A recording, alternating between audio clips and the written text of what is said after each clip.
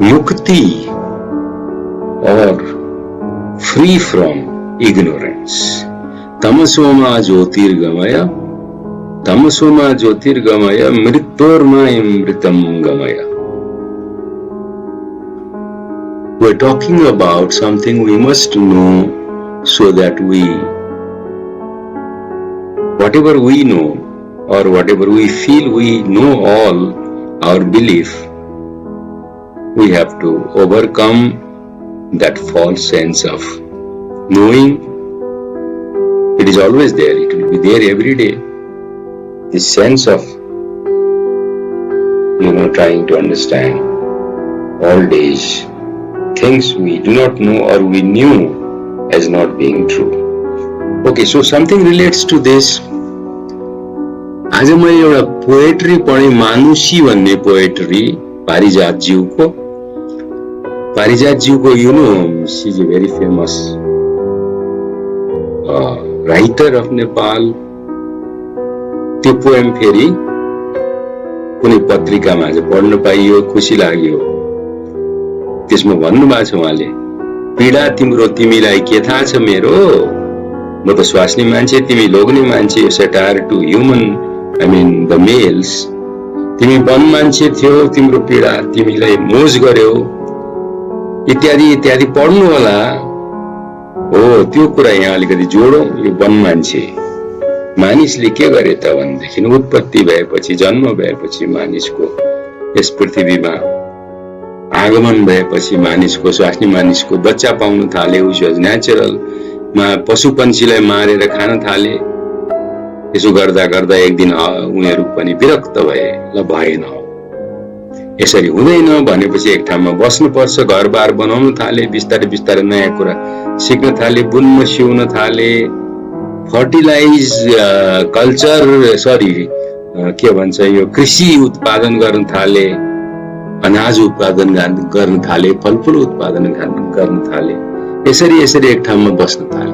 त्यस्ता ठाउँहरू के थिए त? This places were mostly on the river side. If you see Mesopotamia, rivers of Tigris and Euphrates. Okay, so they had plentiful to eat. They stayed in one place. त्यसै गरिकन at the same time, similarly at Nile, Egypt, Upper Nile, Lower Nile, there is a large area. So they settled there. They slowly developed other things in life, like culture, like diversification in agriculture, like diversification in,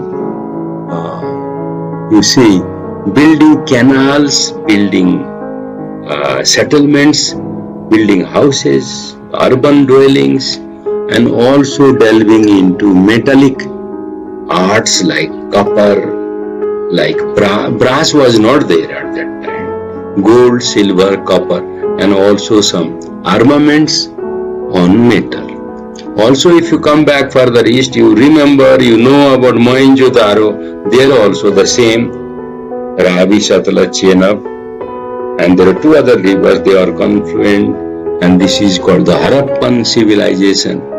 People lived there, and this was maybe around. And also China, same thing in China 2200 years ago, around that time, 2200 years ago to maybe 1900 years ago.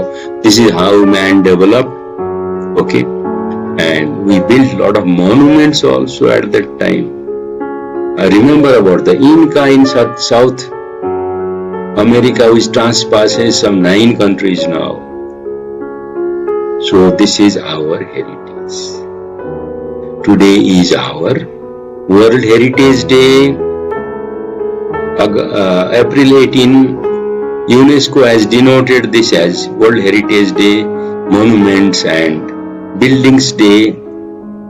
Okay, so uncertain past to diversification in future, that is the theme. So we also are one of the heritage sites in Kathmandu where I am living, where I am talking about now. I am in a heritage site like you are if you are in Kathmandu. The whole of Kathmandu is considered to be a heritage site. No, not whole, maybe some, most of it. And also we have got Sagarmatha zone. We have got Chitwan National Park, and we have also got Lumbini or the Maya temple. That is how this organization UNESCO in 1982 decided to develop these sites, maintain these sites, so that it is going to be something for the posterity, for our children, for our future generation. And today we commemorate this event of that time, and today we have to know something about it. We have to do something about it. If you like, you can do a lot of things. Let's come to this Kathmandu. Let's come to our Kathmandu. Kathmandu has got several. There are two Bodhanath sites, Buddhist sites. One is Bodhanath, one is Swayambhu. Then there are two temples, Pashupatinath and Changunarayan. Then there are three Darbari squares. Now Kathmandu is very unusual, very unique. Alright, because development of Kathmandu around this, areas with this type of architecture is exemplary. Nowhere in the world we have got something like this. It is well accepted. I am not telling it only. If you read the literature, if you read the proper matter, it is all there. It is a mixture of, Hinduism, it is a mixture of Buddhism, and also a mixture of Tantrism, or the animalistic or cannibalistic instincts. See our temples, mixture of brick, mixture of mud mortar, and also mixture of timber, which is renewable, and also there is addition of some material on the top, metallic material. And you see, if you go and visit the temple, every king at his time, starting from that Malla period, even Lichavi period, Kirat period, every king has decided to add something to the consisting or to the already existing temples and the monuments. Similarly, if you go to Buddhanath temple, of course, Buddha was a son of Nepal, or a father of Nepal, or a god of Nepal. And we cannot talk so much in a small time. But try to visit the temple, try to read about it, at least go and pay a visit, pay 100 rupees ticket, and do your thing, do your obligation. We are all obliged today. For what? For maintaining this, for passing this information to the coming generation. So they get something out of it, educational, and that might help them to have their life more rich, make their life more devoted. They might follow the path of all these things, path of Buddhism, the Hinduism, alright. And not only that, the way people at that time, even at that time, so consistent, so industrious, how they have done. Now let's come back to Maya Devi temple. Now come to Maya Devi temple, that is another World Heritage Site. Alright, and Maya Devi temples, when Maya Devi tried to cross that garden, in that time I think there was no garden. She was on the way to her mother's place. Maiti Jan Lagnavati, suddenly she had birth pangs and she gave birth to a child,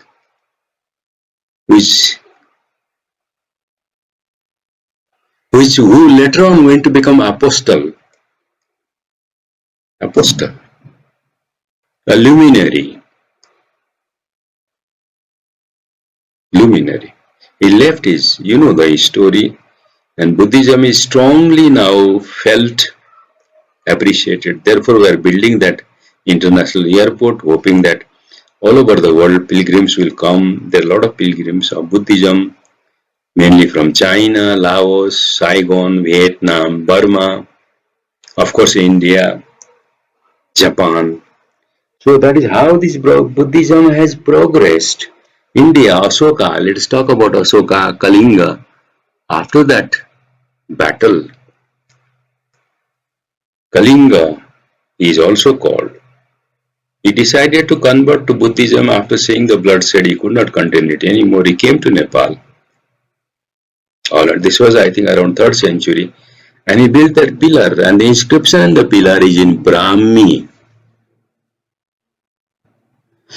And And people say there is also admixture of other two languages. It was later on discovered by some Rana because it was buried, and then people came to know more and more about it.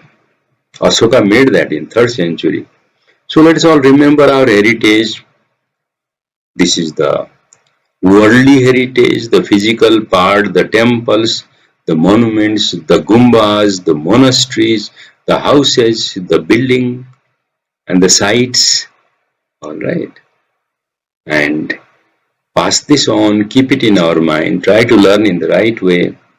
If you remember, one of our friend, Professor Sudarshan Tiwari, you might see what he has written. He is a professor of architecture.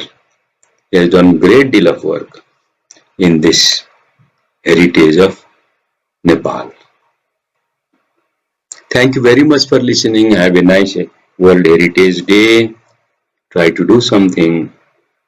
Thank you very much. Hope you'll enjoy.